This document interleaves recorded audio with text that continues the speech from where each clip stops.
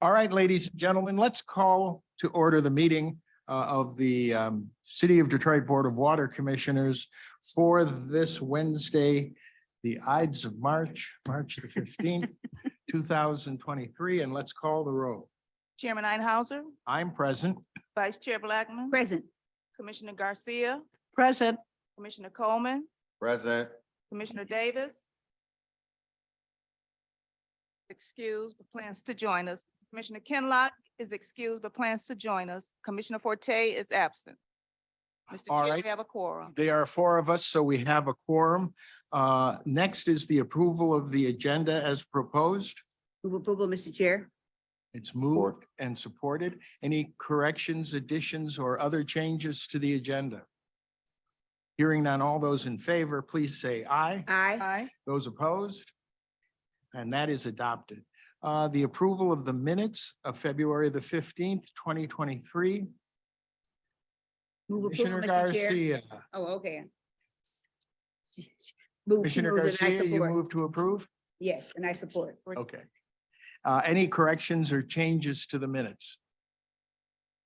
Hearing none, all those in favor, please say aye. Aye. And those opposed? And that is adopted. Next, we come to public comment. And first, let's get our announcement about how we're going to conduct public comment. And then we'll see if there's anybody either here or online that would like to address the board.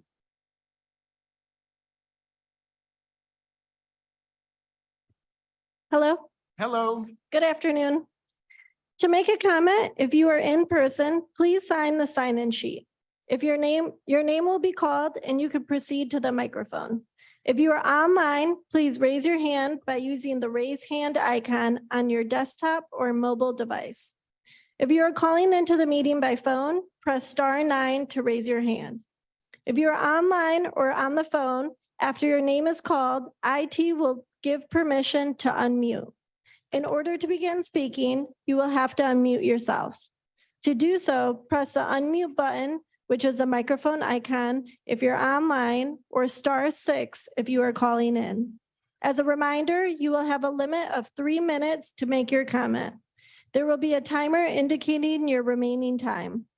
If you're online and make a comment, we kindly request you fill out the comment card link that's located in the chat.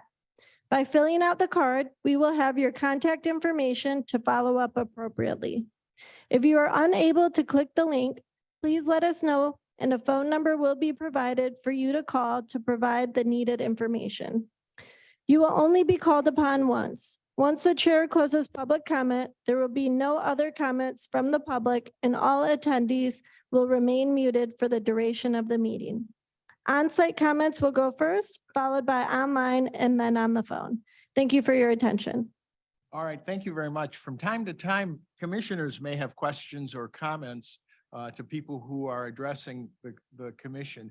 I'm going to suggest if that's the case, we adopt the protocol of waiting until the end of the entire presentation by the guests, so we don't step on their 3 minutes.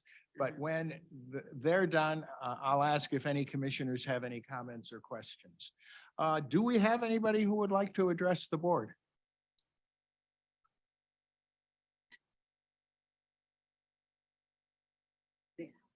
Mr. Chair, it looks like someone just walked in. Somebody has just walked in. Is there anybody in the room that would like to address the board? Yes?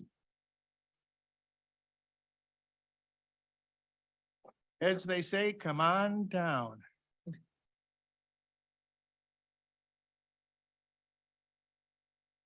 Good afternoon. Can you tell us your name and where you live? Although I think we know your name. Yes, hi, my name is Narelle Hempfield. I'm sorry. Let me pull up everything. Okay, take a moment. You've just walked in. I appreciate that. Okay, my name is Attorney Narelle Hempfield.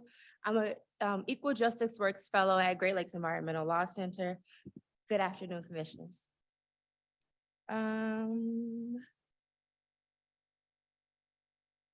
Okay, so I just did want to take a moment to acknowledge the wins. This is for the Detroit Lifeline Plan. I did want to take a moment to acknowledge the wins, the things that we've been able to accomplish with you working with community to improve the program.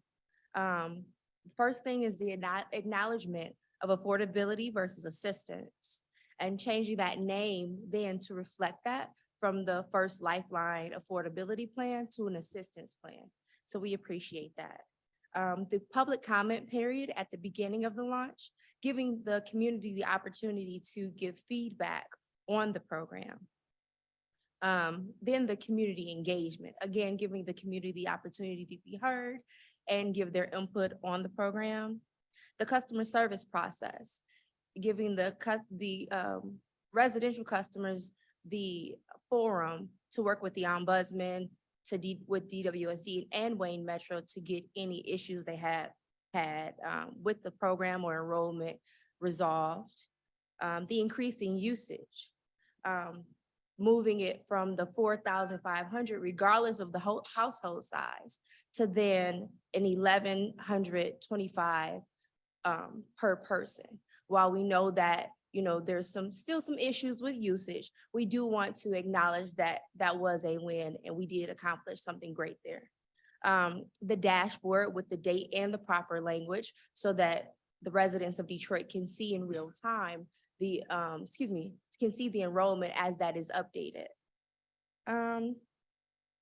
Allowing Wayne Metro to get access to the account so that they can make changes, so that they can show that a customer has applied to the Lifeline plan, and then giving customers that moratorium as soon as they apply.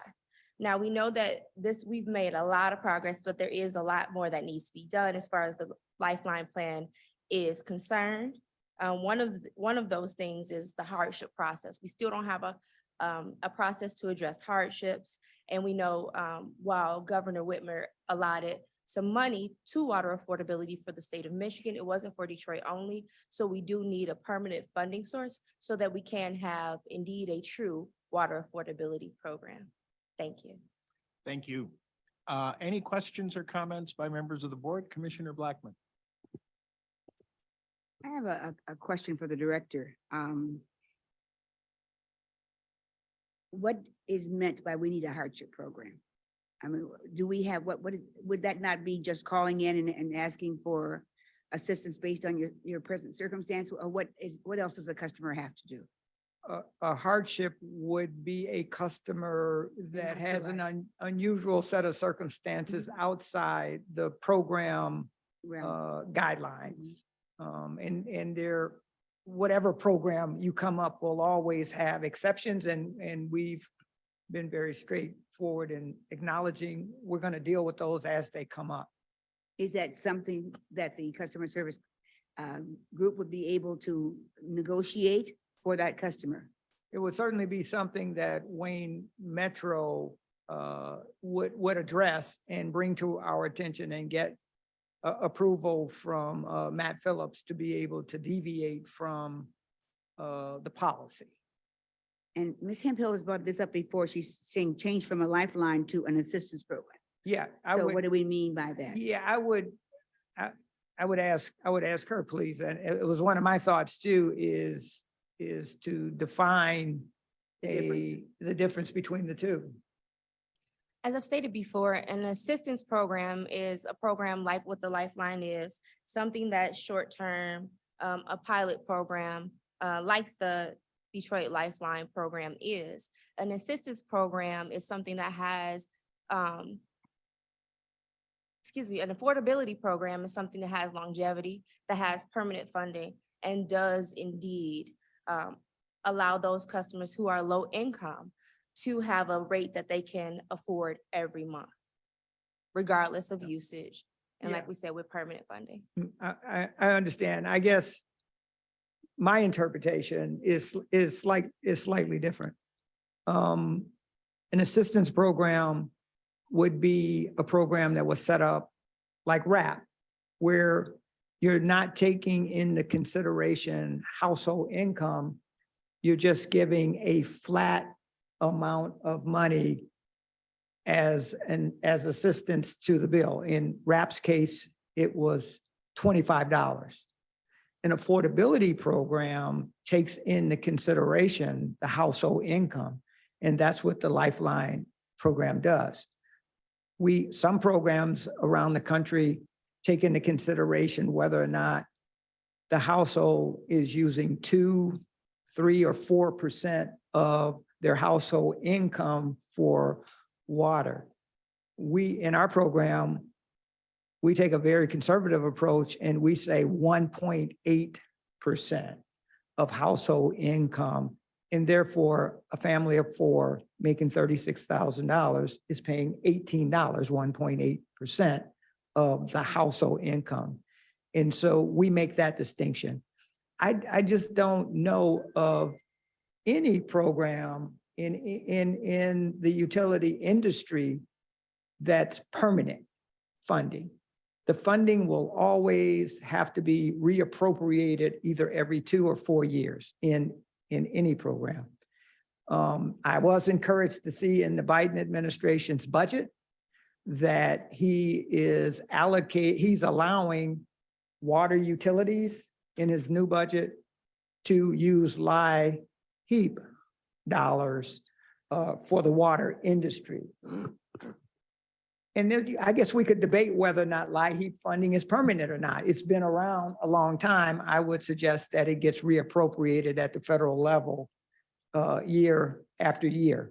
But that was encouraging that both the governor has made funding available, at least in our eyes, for the next 4 years. That's good. And now the president is putting it into his budget to make LIHEAP dollars available to the water industry, where previously that has never happened before.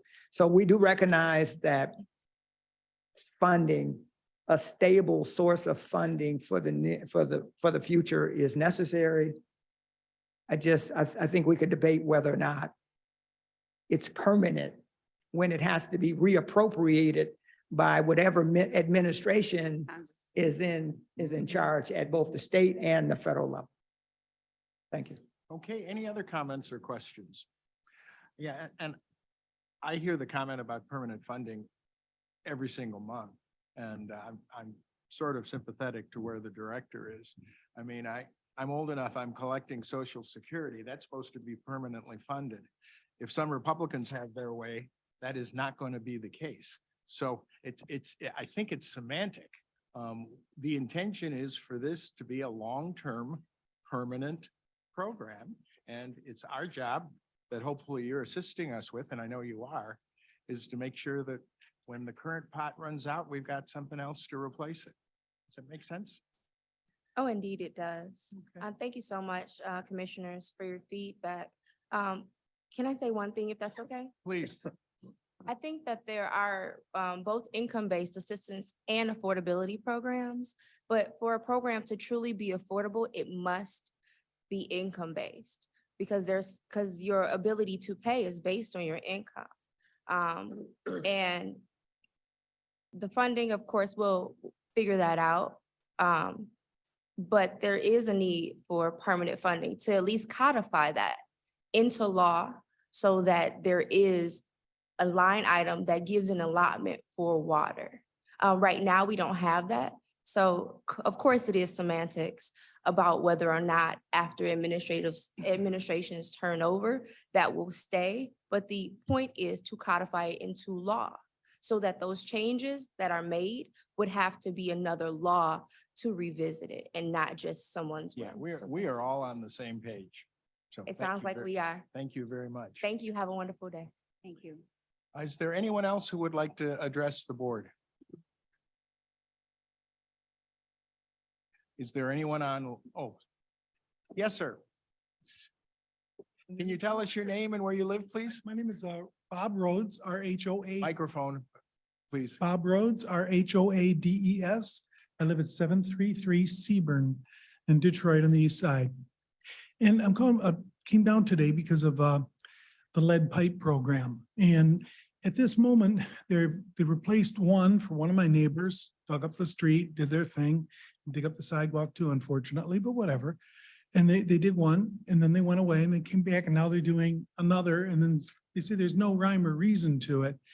So that, and I asked, am I on the list? I was told, well, everything you need to do, you've done. But they can't give any impression as to whether they'll all be done at the same time or not. One of the things I think we were told, I think when the mayor was running for office, it would make no sense to do a big project, say, for example, on Jefferson Avenue, replace all the pavement, and they did that, and it was wonderful, nice and smooth. And then the very next month, they're digging holes in it to get to the water pipes. So we got to address all these things at the same time. Well, then similarly, it doesn't make a whole lot of sense to be doing one house on Seaburn, then disappearing to someplace else on the east side or whatever, and then coming back and doing 2 more houses on Seaburn today. And then, maybe coming back or maybe not coming back for the others. So it leaves us a little apprehensive, particularly since sometime soon, they're going to have to replace all these individual holes that they made. Further, if they do 2 houses across the street from each other, I'm told with the guys who are on site, yeah, they can, do both houses at the same time through the same hole. So there'd be substantial efficiencies, I would think, in addition to not having to patch all these things multiple times, to maybe have someone go around, and if someone, I know across the street from me, there's an older lady and she seems to have trouble with the computer. Whether she's on the list right now or not, I'll check when I go downstairs, but perhaps not. But yeah, I'd be happy to walk around with a clipboard and get signatures if someone gives me the forms, and we'll make sure everyone on our block is signed up so we don't end up missing someone. So you don't have to come back next summer right after you repave the street and do it again. So that's the idea. If you could do something about that, I would appreciate it. Thank you very kindly. Thanks. Mr. Is there anyone else who would like to address the board? Mr. Chair, ma'am. we have, sorry.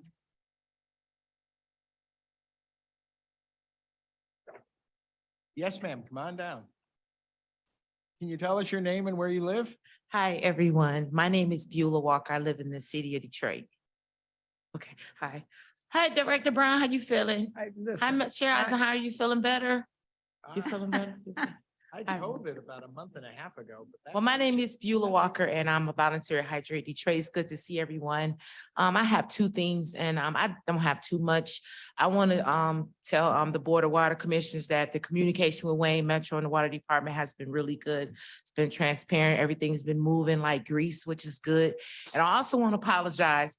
My mom always told me, apologize when you're wrong, and your apology need to be as loud as your disrespect.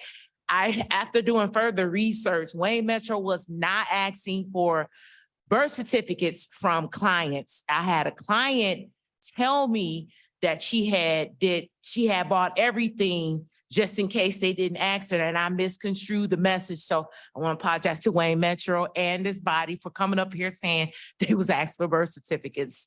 And thank you for the 3 minutes. Bye. Thank you. Thank you, Ms. Walker. We appreciate your participation. Is there anyone else who would like to address the board? Mr. Chair, we have 2 hands raised online. First up is Cicely McClellan. All right, Ms. McClellan? I'd like to thank the board for allowing me to speak. And first and foremost, also I'd like to, thank the board also for providing the Detroit Lifeline program. It has provided assistance to so many needed Detroiters.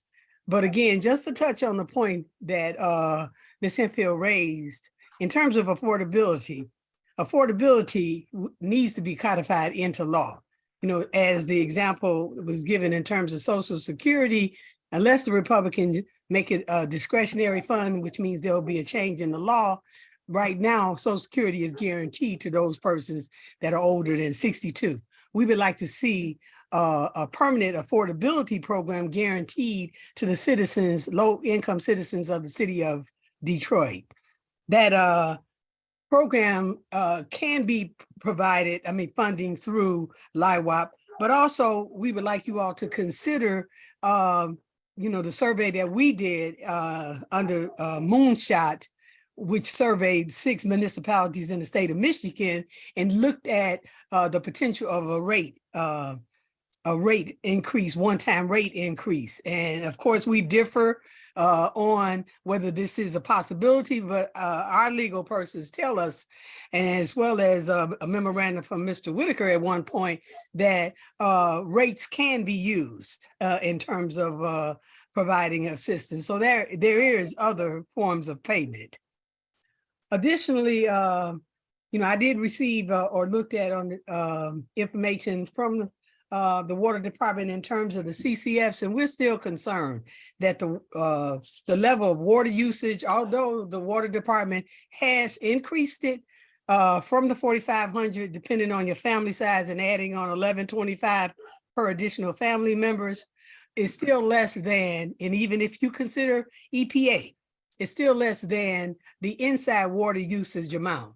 And it is less than Camden, say for instance, New Jersey, which we find that to be a more reasonable amount of 7,200 gallons for a family of 4, which is like 60 gallons per day. We find that to be much more reasonable. And the data you provided to us on February 22nd indicated that over 8,069 persons are using 5.3, the average 5.3 CCFs.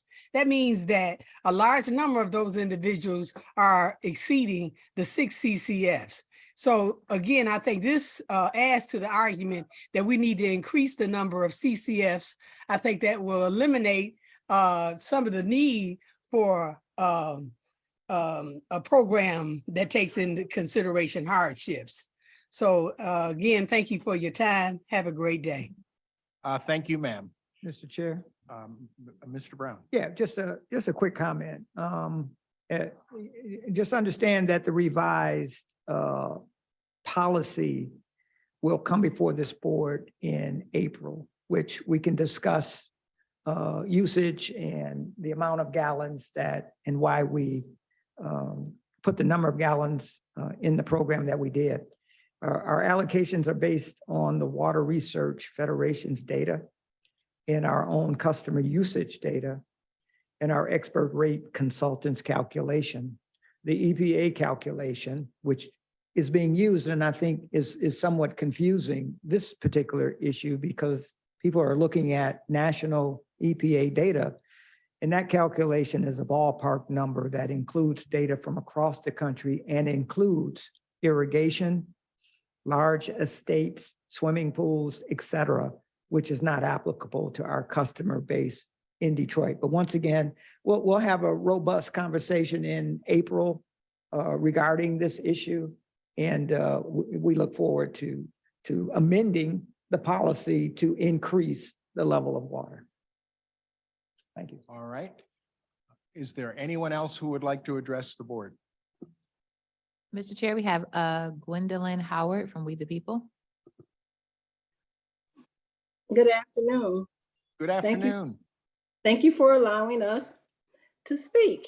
I'm just going to continue on Cecily's and Hemp Hill's statements. We're concerned about the program and the end of the pilot because 11 months ago, there are 11 months left if you said it was to go through August 1st since it started. So is there a cutoff period for enrollment? Will this program phase out? When will the phase out start? And will the Lifeline program be continued as is with the funding coming from the state? And currently, is there enough funding to continue enrollment with all the existing Lifeline benefits, arrears, income-based, et cetera? We push this program a lot through our churches, our neighborhood, block club meetings, anywhere that we can get on to let them know to at least sign up for the Lifeline program, because if nothing else, it protects you from shut off until you got a determination on your benefits or if you're going to be eligible and how it's going to be rolled out. So are there any assurances that the program will stay the same, or how long will the program stay in the status, at this status quo? Will the program continue to cover the arrearages? Mr. Chair?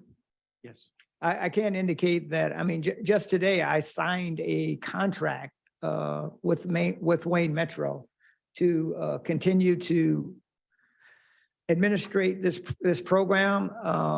I expect this program to be around for the next 4 years, at least The dollars are being made available, yes, to the state of Michigan, but we know that the city of Detroit is going to compete and hopefully attract the lion's share of that money. At a minimum, it's $65 million. We've asked for $100 million, which will take us through the next 4 years. So I don't anticipate the program, it's not going to go away in the next 4 years. I think that it will only change based on recommendations from the public and things that DWSD sees that will make it even better than it is today. But I don't see any major changes. It's funded. And we hope that it's going to be around a long time in the future. So at the end of the pilot part, there's not a cutoff date. We don't have a cutoff, so we can keep sending people, keep telling people to sign up for the Lifeline program. Yes, there's no pilot. The Lifeline is a real live. We've got all the kinks worked out, or at least most of them. We will continue to improve it as you bring us examples of how it can be improved. And you can continue to send people. Right now, Wayne Metro has 17,000 applications that they're working on.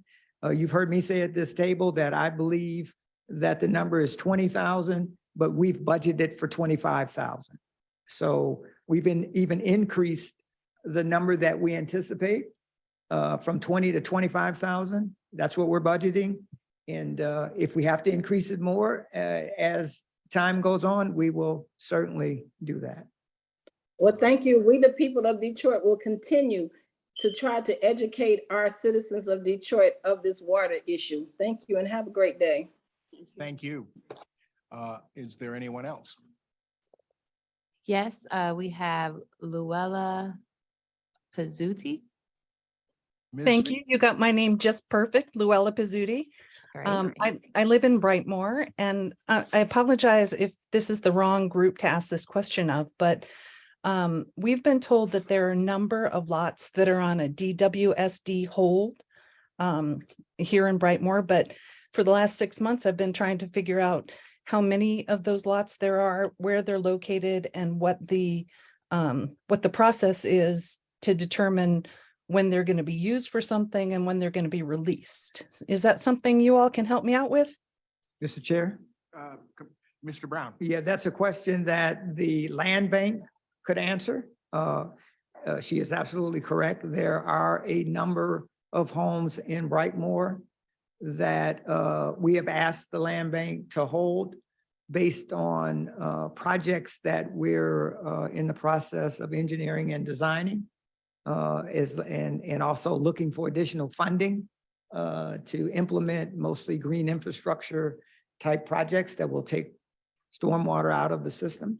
But it's the land bank who controls that property. And if she's interested in any specific parcels, the land bank also has a public board meeting that she could either attend or write to and make her concerns regarding the parcels that she's interested in.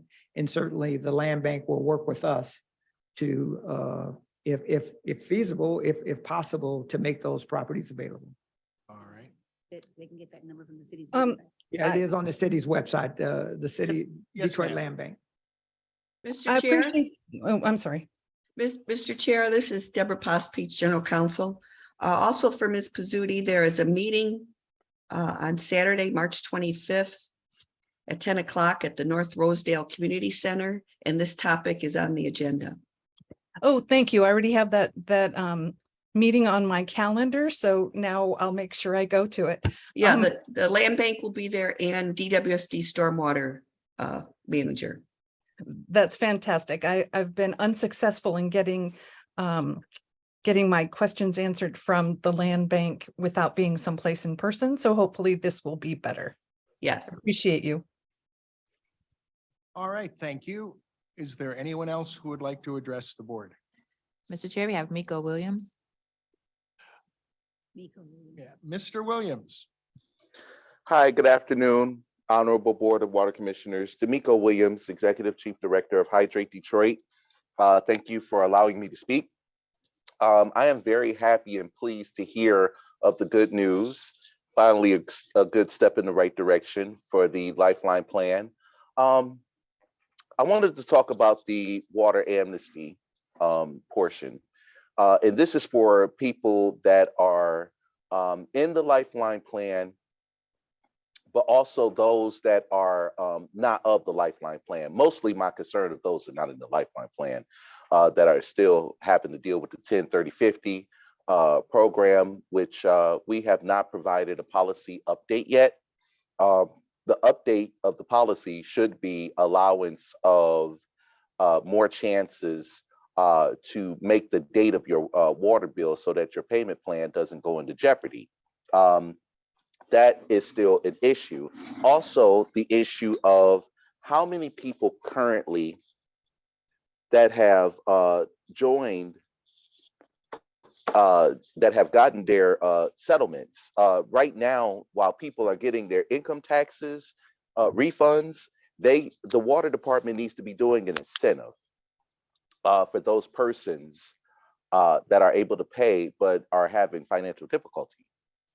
I understand this may be an unpopular issue, but we have to be inclusive of everyone, including the 700,000 residents or so that still live here that have an opportunity that pays a water bill. 220,000 customers or so of the system. But also, what about the 60,000 that are still? What are their issues? Why are they not come to the forefront? Why haven't the water department provided an opportunity or incentive for those persons to come in and settle their water bills? I was reminded of this morning. I saw an old radio show that I did, and I was talking about the coronavirus issue when it first came out around this time 3 years ago. And my concern was the public health and safety. My concern was about the people that are currently dealing with water bill hell and issues concerning with unaffordability. And let me also give my definition of affordability. Affordability is about the price, fixing the price. And we always said the price wasn't right. We challenged that the price wasn't right. And we continue to say the price still isn't right on some of these water bills. Dealing with 2014 or thereon. They may be erased, but it's still a concern. My general point is that we still need to do better, and let's keep the communication flowing for the best interest of the city of Detroit. Thank you for taking my comment. Thank you, Mr. Williams. Appreciate it.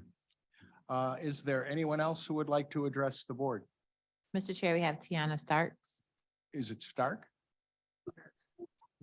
Yes, Ms. Stark? Hi, it's Tiana Starks with an S on the front and the end. Thank you guys for allowing us to come before you today. I am with We the People of Detroit, and I just want to echo my colleagues and say, thanks for implementing the Lifeline Plan. We have been seeing positive results of people being enrolled. And also thank you for updating the website weekly with the data so that we can see how it is being executed and implemented in the community. I do want to specifically echo Ms. Cecily about the gallons made available within the plan per person per day. It is very much lower than the EPA standard of 82 gallons, and even lower than the Camden standard of 72 gallons. So I do look forward to seeing the revised policy in April, and am hoping that the gallons per person will be addressed. I know that a lot of the Lifeline Plan was built based on the Stantec report, and we know that the usage in the Stantec report is based on the ideal, most optimal situation inside of homes. And we know that we also are dealing with some infrastructure issues with the homes in Detroit. So we also have to think about that as we are pulling together the data and providing access to water for our residents. And then lastly, I want to talk about the hardships process. I know that you guys were working on implementing a process. I don't know if there's an update for that, but as Ms. Cecily indicated, there seems like there are some folks that are experiencing a hardship and using more than 6 CCFs. So how is that being handled? That's all. Thank you. All right. Thank you very much. Is there anyone else who would like to address the board? Mr. Chair, there are no other hands raised. There are no other hands raised? No. All right. Is there anyone else either in the room or online that would like to address the board? I'm here to help. Get to know Siri@apple.com. Here. You have to be a real person. You can't be an AI. All right, we will bring public participation to a close. So item number 6, are there any items from the commissioners? Yes, All right, Commissioner Blackman. happy Women's History Month. All right. Any other commissioners have any items to come that they would like to bring up? Then let's move to correspondence. The first item is the monthly report on Freedom of Information requests. I'll entertain a motion to receive and file, and then entertain any questions people may have about the individual requests. So moved, Mr. Chair. All right, it's been moved and supported. In that report, does anyone have any questions about any of the individual requests? Hearing none, then all in favor of the motion, please say aye. Aye. All opposed? And that is adopted. Next, we have receipt of a report regarding the summary disposition motion. And Ms. Poshpish, do you want to give us a summary of that, or is that more appropriate for executive session, getting advice from legal counsel? Well, there's no problem with me. That memo I wrote to the board is a public document, and it's available even on Legistar for the public to view. Okay. Well, So- maybe give us the highlights. There's Yeah. some good news in that memo. Well, basically, the court agreed with our argument that the substantial proximate cause of the damage to the homes was the unprecedented once in a 1,000-year rainstorm.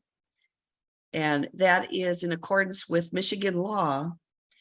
And she found that there were no defects, that even the plaintiffs did not bring forward any known defects in the local DWSD system that were the substantial proximate cause of the damage to homes. So it's a pretty straightforward legal opinion or court opinion that follows the law. Similarly, she found that although there were missteps by GLEWA at their facilities, those matters with the pump stations were not the substantial proximate cause of the damage. It was the rain. So we do expect that there will be appeals by the plaintiffs. They have so stated, their attorneys have so stated on media coverage. So our outside counsel will continue to defend DWSD, and frankly, defending the city of Detroit ratepayers from any type of legal judgment that can only be paid through rate dollars. So it's our goal to be fair to our customers, to take accountability when the substantial proximate cause of damage to a home was something to do with the local system. But it's also our fiduciary duty to protect the revenues of the water department and not pay out on lawsuits for which we're not legally responsible. All right, thank you. Any questions or comments, commissioners? Good news so far. Then let's move on to item. Mr. Chair, we need to take a motion to receive and file. Oh, okay. Is there a motion to receive and file the memo from Attorney Pashpish? Commissioner Move Blackman? approval to receive and file. Support. It's been moved and supported. Any questions or comments? All those in favor, please say aye. Aye. Those opposed? All right, that is adopted. We have no unfinished business, so we will move on to the approval of the consent agenda, items 9A through H. First, I'll ask, does any commissioner wish to remove any of the individual items from the consent agenda to be considered separately? Chair, Commissioner Blackman. I would move approval of the consent agenda as presented. All right. It's been moved and it's been supported. And I think people know that while we're doing several items in a summary fashion here, each of these items was considered principally by the Finance Committee in great detail, and they come with the recommendation of the Finance Committee. Having said that, all those in favor of adopting the consent agenda, please say aye. Aye. Any opposed? And that is adopted. Question, Mr. Chairman. Yes. I only have a question and I'm not part of the finance, so I'm just asking. Commissioner, would you Oh, pull your mic? my down? mic's on, I'm sorry. Question on these businesses that we deal with. And Mr. Director, maybe you can answer. Are these, any of these minority businesses, number one, and two, and if they're not, are the main contractors actually mentoring or hiring subcontractors? I just ask because Yeah. That's a great question. And just last week, we put the Finance Committee through the second workshop. We had, that was workshop number 2. We had workshop number 1 on changing of the procurement policy. And I think within the next week or so, we're going to have workshop number 3, where we're asking all the board members to participate because Ms. Pashpish and the team have been working on revising the procurement policy that will allow more opportunity for Detroiters. And prior to us finalizing that document that we will be using going forward, we want to make sure that every board member can weigh in and make sure that you're satisfied with the direction that we're going in. And one of the reasons, Mr. Director, that I ask is that I know that they're doing some workshops and it'd be good if we could have like, so many people, applied and, we give this information out. It's very important. To do business with Detroit, I see it all the time. It's very difficult because they have so many restrictions. And it says, you must have this license, you must have this. And a lot of the minority vendors that I see are just surviving. They don't have all the resources that should be available to them. So if we hire big, like if I gave you an example, Monroe, contractor, and he's got millions of dollars. And my whole thing is that if he applies for a contract with the city of Detroit, like the water board, then they should be able to provide some kind of a mentoring that he does so much for minority contracts that can't get to the table, Mr. Director, because there's so many. I see this all the time with some of the businesses that we deal with. And I think that we need to help eliminate some of those barriers, because you can say, hey, did you hire any minority contracts? Well, we put it out there, but they didn't qualify or they didn't have the right resource. I don't know. I don't know the answer.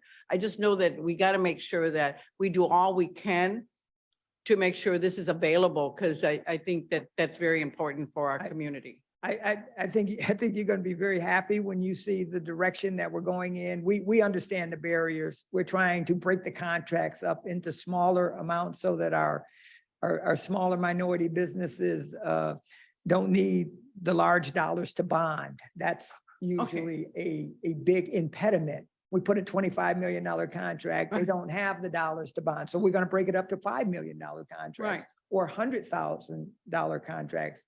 And so I think you're going to be pleased with the direction that we're going in.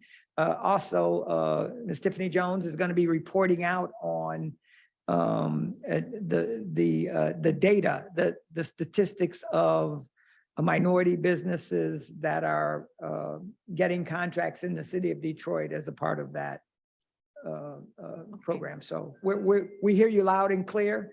And I'm hoping that when this workshop is over, we've captured every concern. We think we've heard them all, but we know that you're in the community and you hear some that we may not have, and we're going to address them and make sure that they're in the new procurement policy so that smaller minority businesses can. So you have seen some of these barriers then have, Oh, that- yeah. my whole career. Yeah, and- because for example, we just put out a $350,000 contract in the city, in La Cesse gym. We couldn't get a minority contract because there was too many, it was just too many barriers for them to get through. So you got to hire somebody that does it, and then you got to ask them how many are going to be employed that are city of Detroit, how many are minority, it is a lot of work. And I think that a lot of the minority businesses, they said they just walk away. They just said, hey, it's too complicated. So we have to see, I think the water department, because you're there, Gary, that you will look out for some of these people that all they need is, an opportunity so that they can get a contract.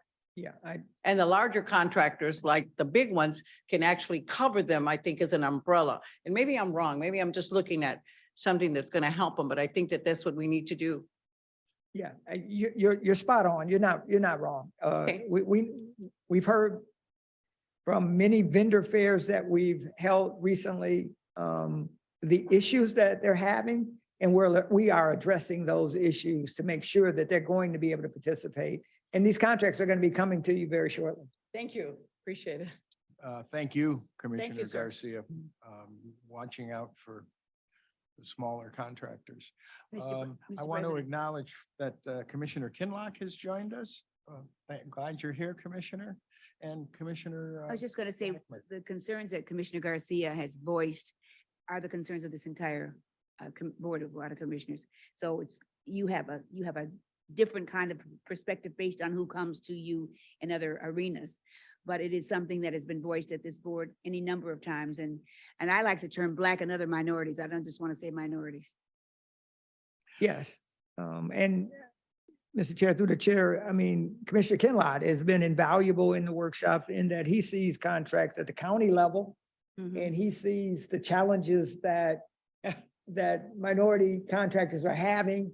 And his input in the workshops is invaluable in keeping us on track. But again, we'd like to get, for the third and final workshop before we finalize the program, we'd like to get all the board members in the workshop so that we can make sure we're capturing everything that every board member expects. And if you were, hello, and just to mention the workshops, it has been a working session. It really has been.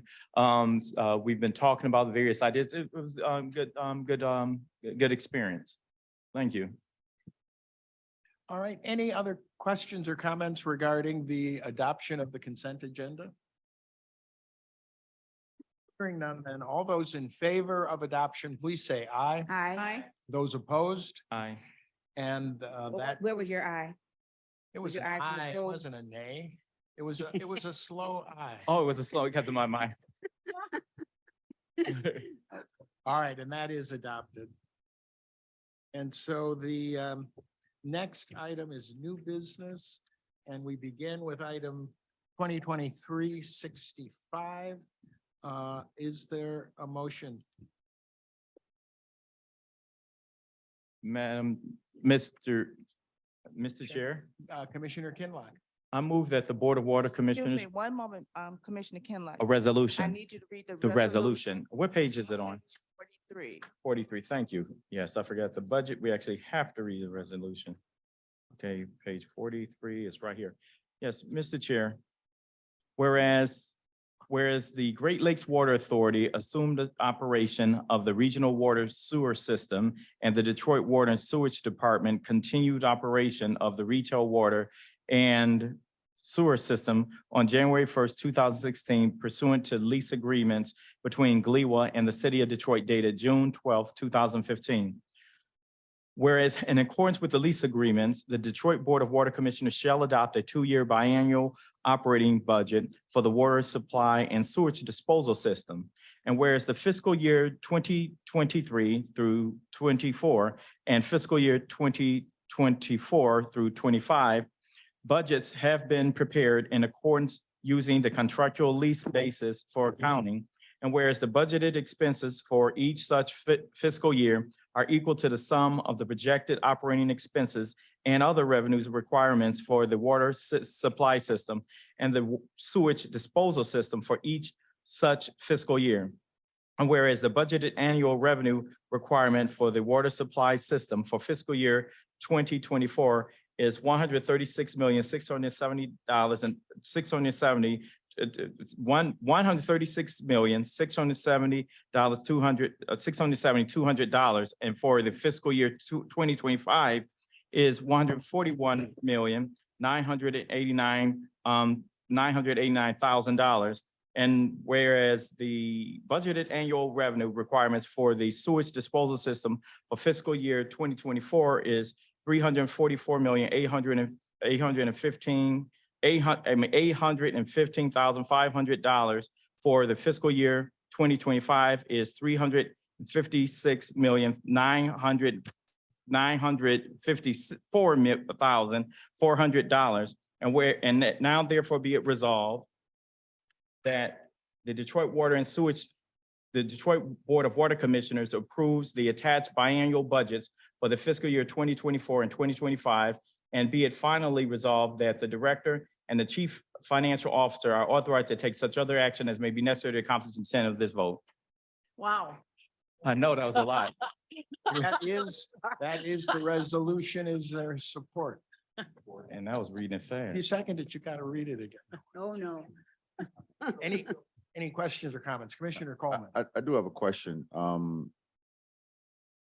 think someone said on resolutions, you have to read them out loud. Why is that? I do Financial. not know the answer. to that. Financial, when there's a financial obligation, finances are required, that's the only time they have to be read. I'm sorry, say that again. When it's a matter of I'm sorry, Board Secretary? I'm not trying to be, I just really No, want to understand. when it's a matter of finance. Okay, because it's been. It's a matter of the public record. I Oh, mean, okay. we summarize contracts. We don't read the entire contract. So, But financial, we have the responsibility to do that. okay. All right, any other questions or comments? Mr. Chair, we will need a roll call vote. All right, then I would ask that the roll be called. Chairman Einhauser, Yes. Vice Chair Blackman, Yes. Commissioner Coleman, Yes. Commissioner Davis, Yes. Commissioner Garcia, Yes. Commissioner Kinlock. Yes. All right, and that is adopted. Next, we move to item B 2023-70. Commissioners. Mr. Chair, Mr. Commissioner, we need you to read the resolution on Okay. page 70. 70. Yes. Okay, thank you.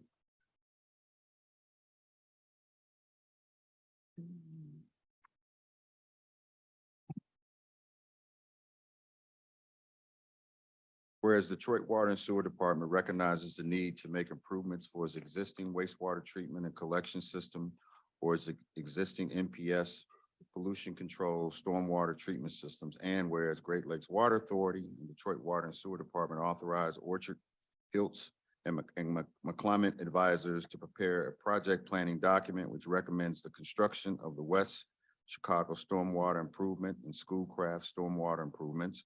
Whereas said project planning document was presented at the public meeting held on Wednesday, March 15, 2023, and all public comments had been considered and addressed. Now therefore be it resolved, the Great Lakes Water Authority and Detroit Water Sewer Department formally adopt said project planning document, agrees to implement the selected alternative design alternate 1.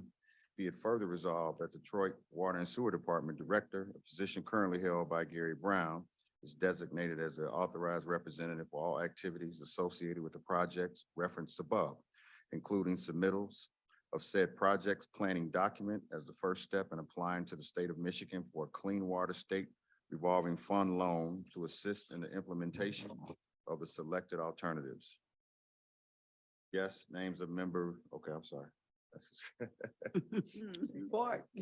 There is support. Questions or comments?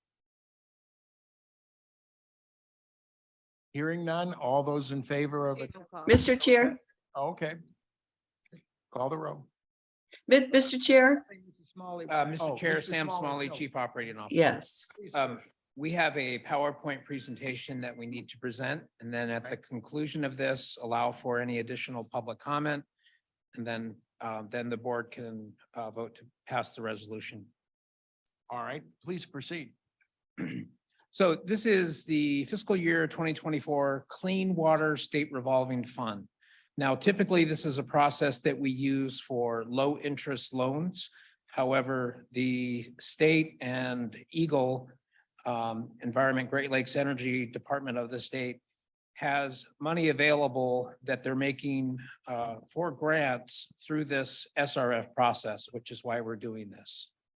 So there are funding opportunities out there. There's $1.5 billion currently available via this SRF program, both through the ARPA and Infrastructure Investment Jobs Act. The city of Detroit is well positioned to receive some significant grants, which is why we're making these applications. There's preference towards CSO combined sewer overflow correction projects.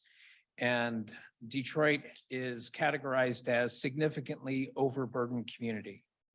So we are very well positioned for these grant requests. The ARPA funds must be obligated by 2024 and spent by 2026.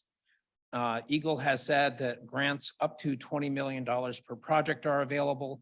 So we have identified 4 projects. And again, we're using this SRF process to apply for these grants.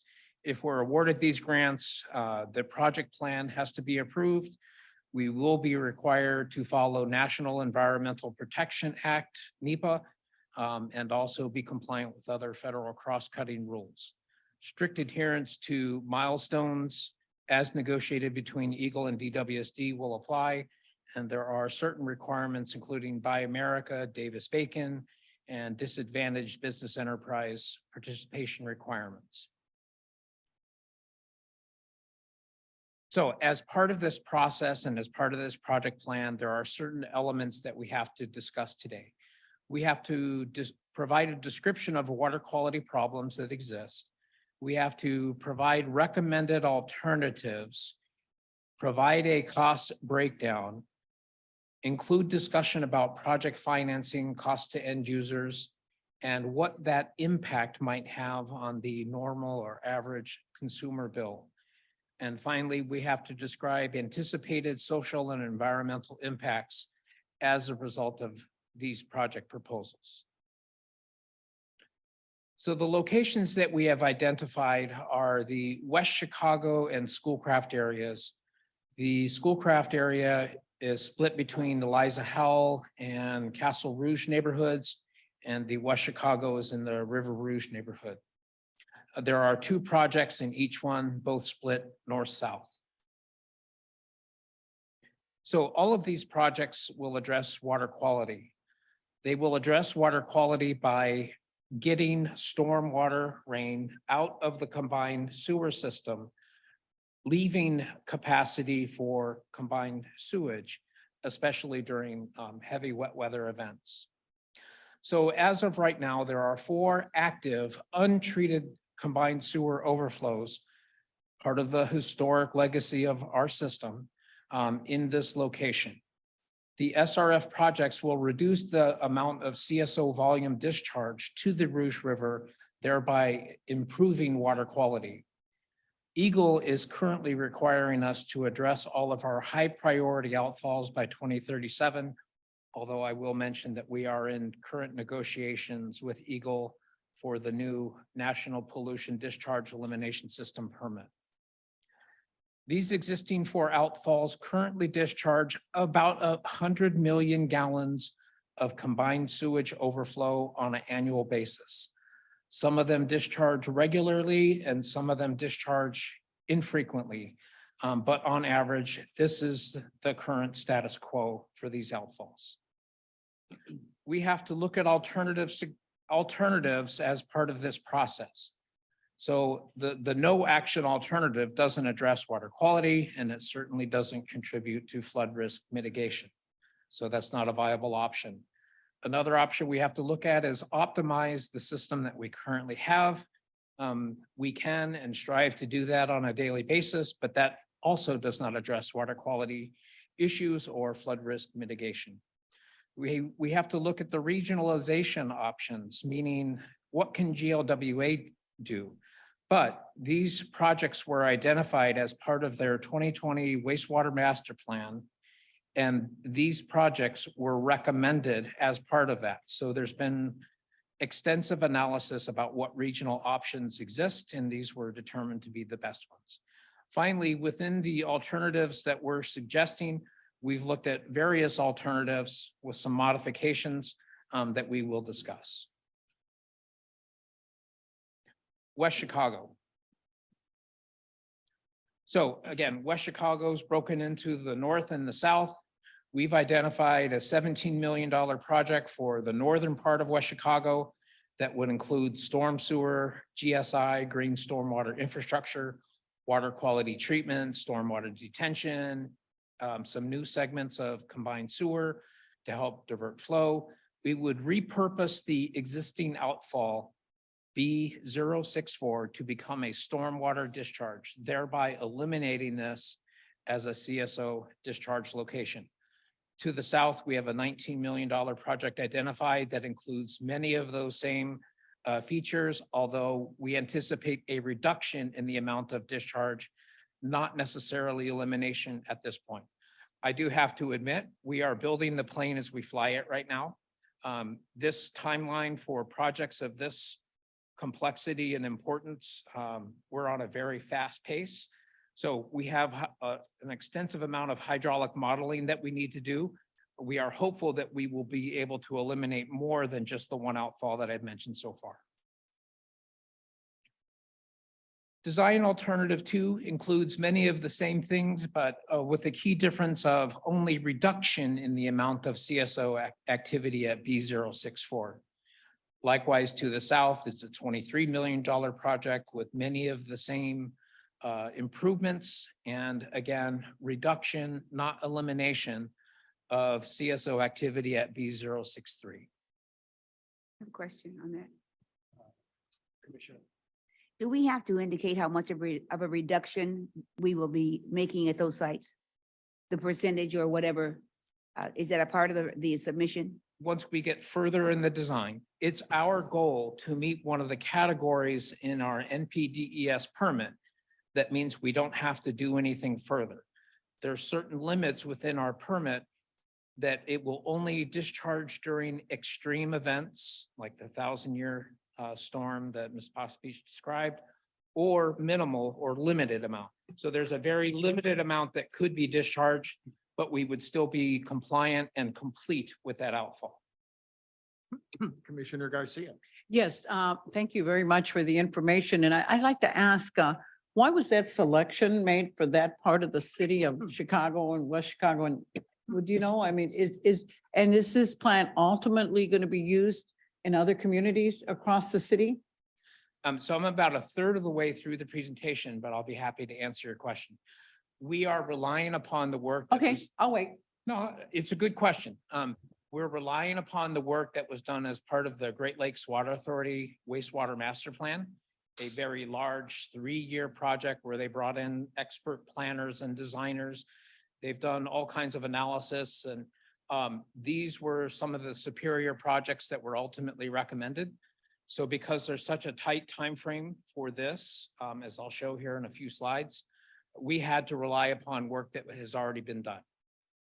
That brings another question. Mr. Director, do you have access to the master plan? Yeah, we all do. It's a public document and it's a big document, but we do have access to it. And we have input to where the selections are across the city? I actually chair the CIP committee for Great Lakes Water Authority, so Okay, I have a lot of input.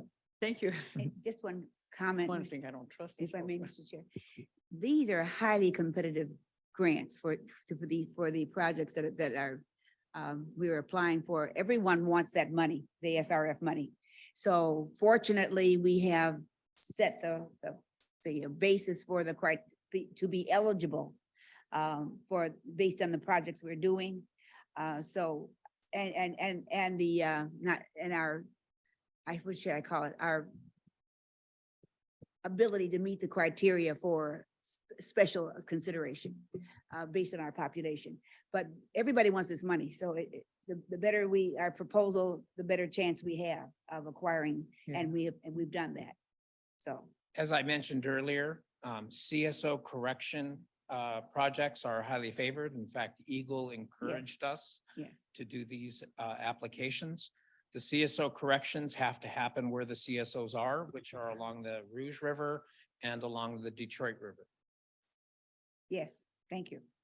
Chair, I'd also say I've often seen that when you have these very tight timelines, they're really geared toward shaping it in a direction.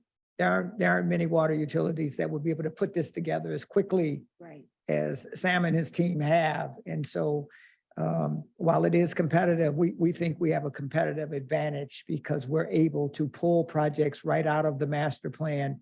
And while there's a tremendous amount of work to be done, not many other utilities in Michigan are going to be able to put a presentation on the table that we're going to be able to put out. My inarticulate way, that's what I was trying to say. I'm giving you commendation for being able to meet the requirements of the grant. So we have looked at the differences between alternative 1 and alternative 2. The key factor here is that alternative 1 eliminates an outfall altogether. It is slightly cheaper, although at this stage it's difficult to tell. But the elimination of an outfall is the major factor that we're concerned with, which is why we're recommending it. For Schoolcraft, we've also looked at 2 recommendations. Schoolcraft North, a $20 million project with many of the same improvements. However, this one does include a treatment basin within Eliza Howell Park and an outfall to the Rouge River. As of right now, we currently anticipate reduction of CSO activity at outfall B070. To the south, we've identified a $22 million project that has many of the same improvements with a reduction in CSO activity. So again, there's a lot of hydraulic modeling that needs to occur. The team is working on that.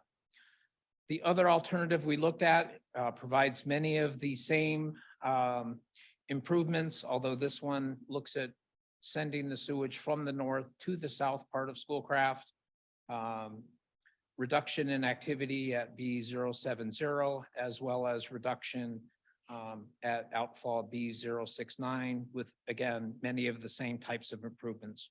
We just have to look at various combinations or permutations of the same types of improvements to find a superior or recommended alternative. The differences between 1 and 2 is that all of these alternatives currently are anticipated to reduce CSO activity. However, alternative 1 is identified at 44 million, whereas alternative 2 is 53 million. So in this case, the lower cost option is recommended. So we are recommending that we go with 1 because it is less expensive. It avoids impacting designated wetland area designated by Eagle. And we do anticipate that alternative 1 will eliminate B064, which currently discharges approximately 40 million gallons of combined sewage overflow to the Rouge River. This is just a comparison of the anticipated costs for design alternatives 1 and 2. And again, we are recommending design alternative 1 for all of these projects. Alternative 1 highlights, again, this was part of the GLWA wastewater master plan. The projects will use a combination of proven infrastructure techniques to capture, treat, and manage stormwater. The projects will minimize work within the park spaces due to environmental limitations. The projects are initiated in anticipation of grant funding, meaning if we do not get these grants, we are not obligated to move forward with these projects at this time. ARPA grants will no longer be available to us after fiscal year 2024. And again, we have to spend this money by 2026, which is an incredibly compressed timeframe. So project financing. If these projects were to be paid for via the grant, and if we had a $2 million contribution from O&M dollars, there's a lot of ifs in there. The impact to the average customer would be 65 cents per month or $7.80 per year. However, these projects would all qualify for capital dollars via our I&E Investment and Extension Fund. So there would not be impacts, but we just have to show this analysis that we've looked at this.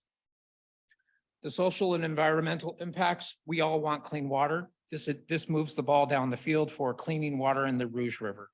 The Rouge River suffers from low oxygen, low dissolved oxygen, especially when there are discharges.